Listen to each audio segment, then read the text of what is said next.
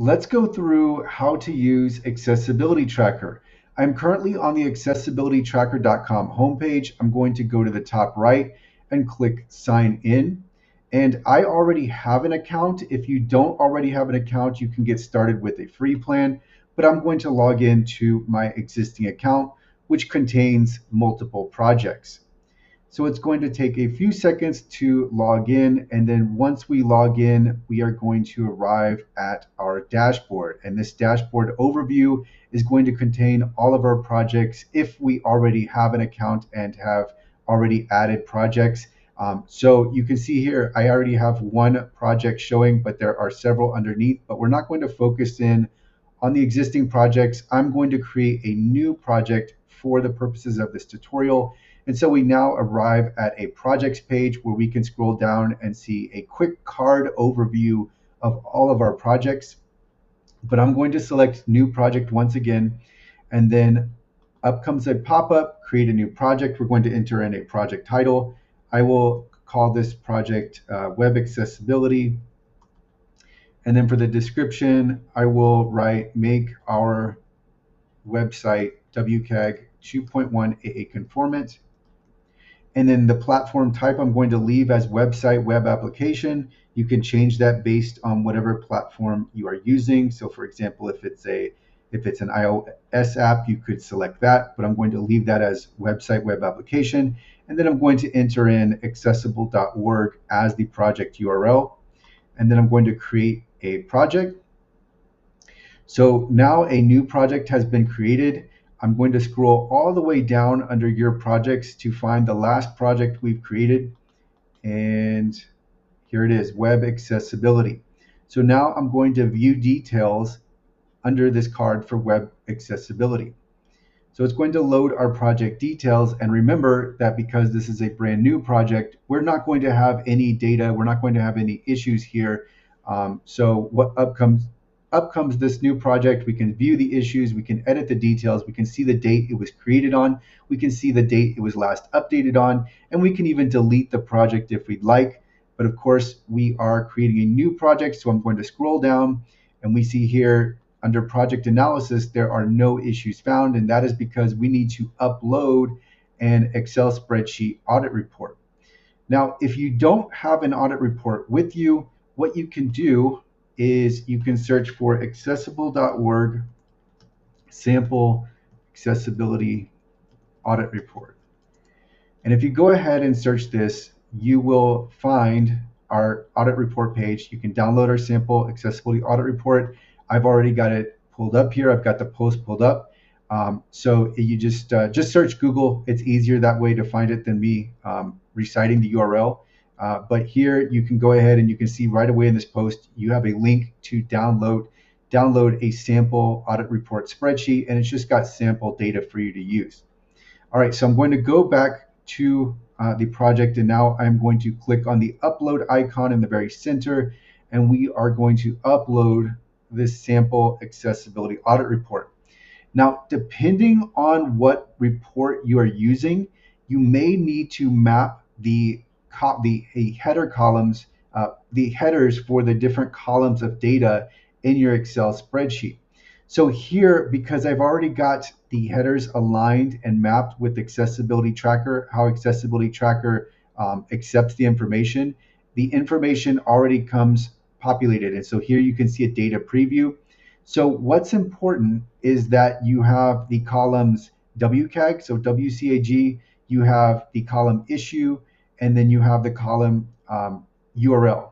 If you have those, then it's going to extract the data. If you don't, you just need to change those column titles so that it maps to Accessibility Tracker. So that's really important. Also, if your column headers aren't in the first row of the spreadsheet, it won't extract the data correctly, or it won't at all. So you'll need to delete those other columns that you have that are above the column headers if you have them in place. But now that we've got the spreadsheet uploaded, we can see the issue mapping taking place, and it says page URL not mapped.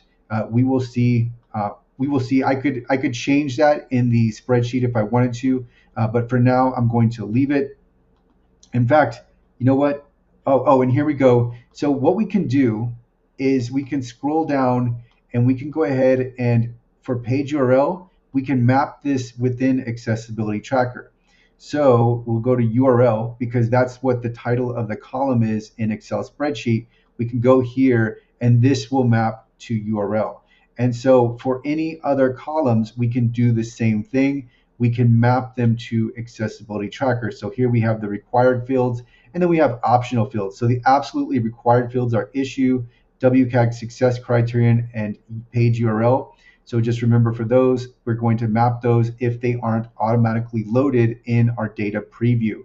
So the data preview shows the data that's extracted from the audit report and it's uploaded to Accessibility Tracker.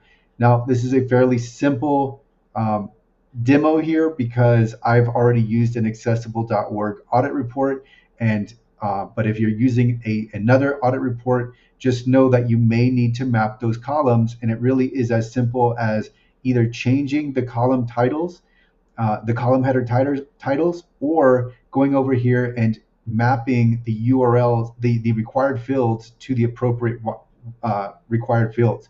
So here we have the required field of issue. I've mapped it to issue that already came automatically created for us. WCAG mapped to WCAG, and then page URL because I had the title page, I had the title just URL. I had to change this to page URL. All right, and I had to change this to URL. So just as simply as URL. So let's go ahead and process this data. So what this will enable us to do is actually extract the audit report data. This is so important. This is everything because if we don't have this, then we don't have anything to work from. So what's happening is the data from the audit report is being transposed inside of Accessibility Tracker. And this is how we know we're actually working towards conformance with whatever standard we used to audit. So here, what we can see is issues by locations, issues by environment, issues by WCAG success criterion, issues by users affected. So we've got some opening data here. These are just visualizations to help you understand, really get a feel for what was found in the audit report. And so we're going to continue on. Let's see. So we can go here to save issues to project. This is at the very top after we've uploaded the Excel spreadsheet. So let's go ahead and save issues. We could even upload a different file if we wanted to, but we are going to go ahead and upload this data. And by the way, on that last page, we could also see if we were approaching our issue limit, because depending on the plan you're using, you will have an issue limit. And when I say issue limit, that means the number of issues contained in the accessibility audit report. So for the free plan, that limit is 100. For the small business plan, that limit is 250, and it goes up from there. Now, we have gone ahead and uploaded the data. So here we can see some broad accessibility analytics. So we see the total issues, the number of issues fixed. We see the high risk issues, the high impact issues, and then we've also got a circle graph of the status distribution of how far along we are on each issue. So here all of the issues, which are 123 total, we have not started. And then we can see priority distribution. This visualization is only for if you set a custom priority. So if you set high, medium, low, according to what your preferences are as an organization, then this would show in this priority distribution. So as it is, we're going to go to the accessibility issues page, and that button or that link is on the very bottom of the page when we were looking at the accessibility analytics. And what we're going to find now is what really looks like our accessibility audit inside of project issues. So here we have a more narrow focus to where I'm going to scroll down. We can see project issues. We can see some of the information here with the number of total issues, open issues, issues in progress, fixed, and validated. And if we scroll further, we can even filter the issues. So we can filter the issues by priority levels. We can sort by issue status. We can sort by WCAG standard, and we can sort by team member assigned to and the location of the issue. So we can filter and sort our audit in any number of ways, but I'm going to scroll down now and we've got a table. Now this table doesn't encompass all of the data that was found in the accessibility audit report. We'll get to that in a moment, but what it does do is it gives you a condensed view of the general audit results. So here we have the issue number, we have the location. In this case, it's unknown because we didn't map that data. We have the issue itself. So what is the actual issue? We have the WCAG success criterion. And then we get to this next column where we can assign issues to a team member. So if we will need to go back and add the team member to the project, but we can assign issues to a team member. We can also sort by status. So if the status, let's say the status is fixed, we could go ahead and, or here it would be fixed would be completed. And so this is when your team has completed the issue. And then we can also assign a status of validated, and that's when you have the issue that's been validated.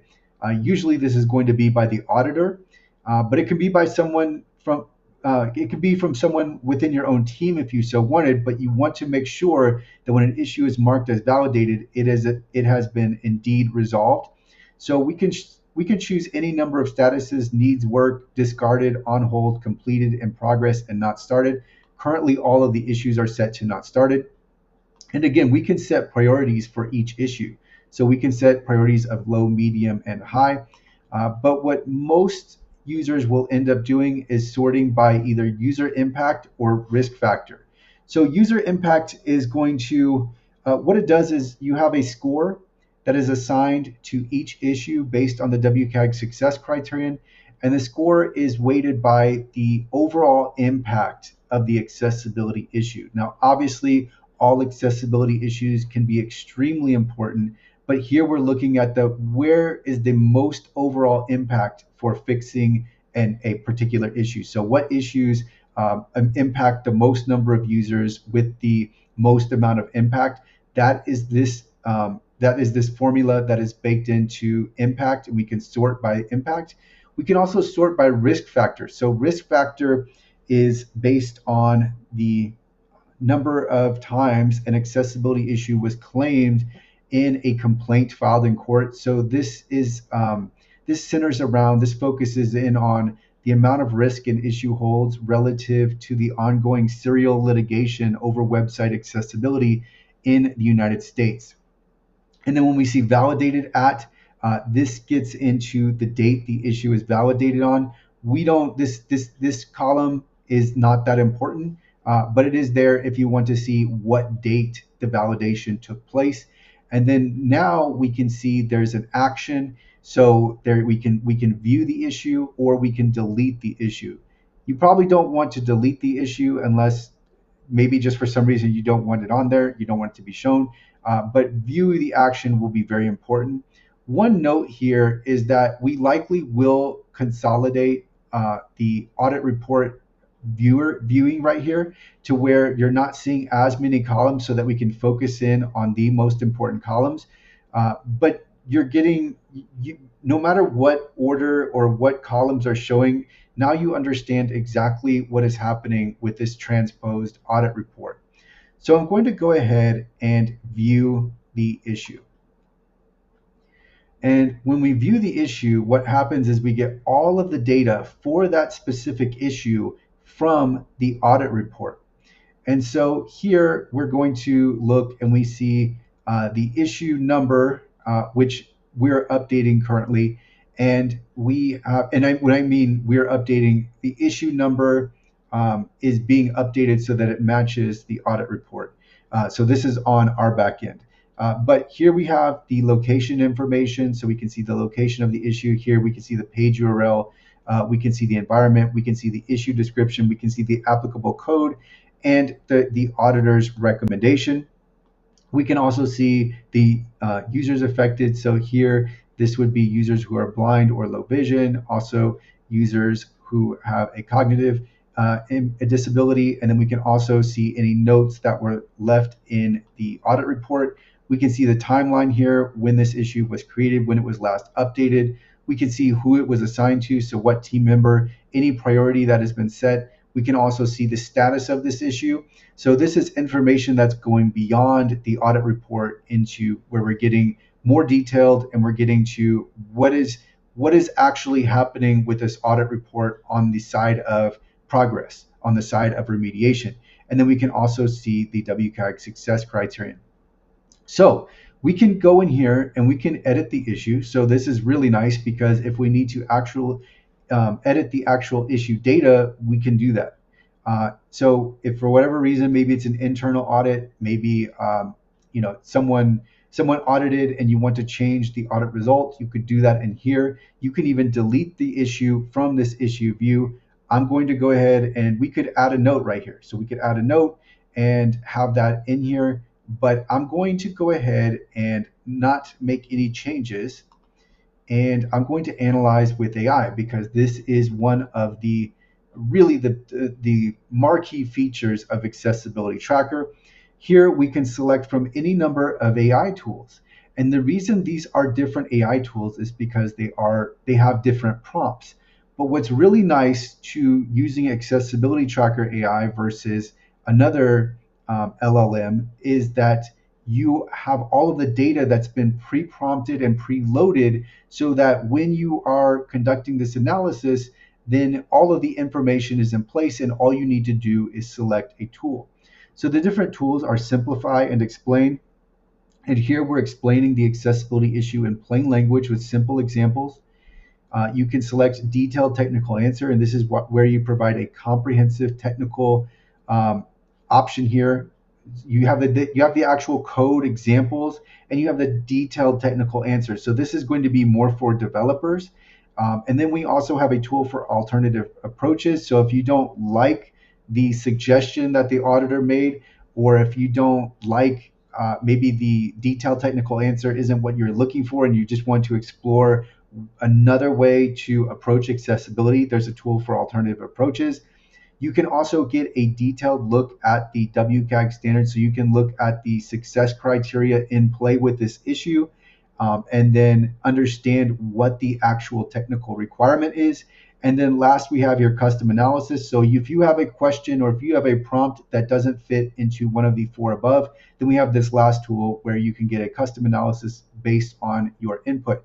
I'm going to go ahead and go to detailed technical answer because this is going to be what many developers use. So this is especially helpful if you're a developer, you're not new, or you're new to accessibility, you're just getting started on it, and you want to up your game immediately. Then you can use Accessibility Tracker and work through this. And it didn't load initially, so right now, the detailed technical answer isn't loading. This is just a glitch on the back end. Let's try simplify and explain. So let's go ahead and so it's not the answers. The AI answers are not loading currently, but just know that the AI, if you choose one of these tools, you will get your answer based on the tool that you've chosen. So you'll have that pre-prompt and that information will be there. This is just a glitch. We will fix this, but just know that when you generate the analysis for this tool, then you're going to get that AI answer to work from. So I'm going to go ahead and close out of this. And you know what? I'm going to go ahead and try to analyze with AI one more time. I'm going to reload this page because this is the first time that AI has not loaded for me. So I'm going to go ahead and reload and see if we can't get that to work right now. So I'm going to go ahead and analyze with AI, and then I'm just going to choose simplify and explain.